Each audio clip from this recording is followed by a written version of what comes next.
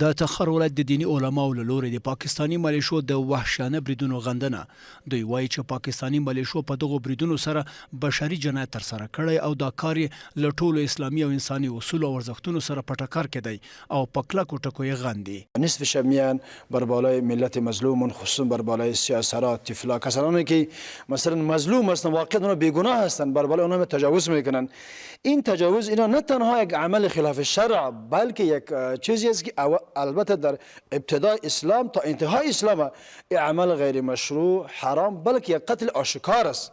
از نیروهای امنیتی و دفاعی ما 100% حمایت میکنیم، 100% راضی هستیم از عملکردشان که در قبال همی عملات پاکستان اینا از خود واکنش نشان دادن، از خاک ما دفاع کردن. ما از اینا حمایت میکنیم و اگر نیاز باشه، ضرورت باشه، ما هم در کنارشان حتی شاید به سنگر و به خط نبرد هم برویم.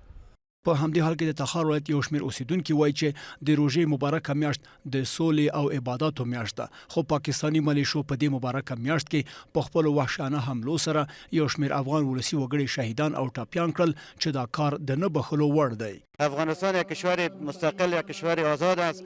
تمام اقوامی که در این سرزمین زندگی میکنند کلگیش برادر هستند و کلگی در برابر این پاکستان مزدور با یک مشت واحد. اگر نظام اسلامی برای ملت تخار که ما در ولایت تخار زندگی میکنیم اگر اجازه بدن، ما تمام مردم با تمام قوت در برابر از این نظام فاسد مزدور پنجابی ایستاده هستیم. حملات اخیر که پاکستان در شب و روز در ماه مبارک رمضان بالای افغانستان، بالای مردم بیچاره مظلوم افغانستان، بالای مردم عام و ملکی افغانستان انجام میده، این عمل یک عمل وحشیانه و قبیح است و این را ما رد میکنیم و هم از نظر اسلامی و از نظر انسانی و از نظر اجتماعی یک عمل وحشیانه است که در شب و روز پاکستان بالای مردم بیچاره و مظلوم افغانستان حملات هوایی را انجام میده.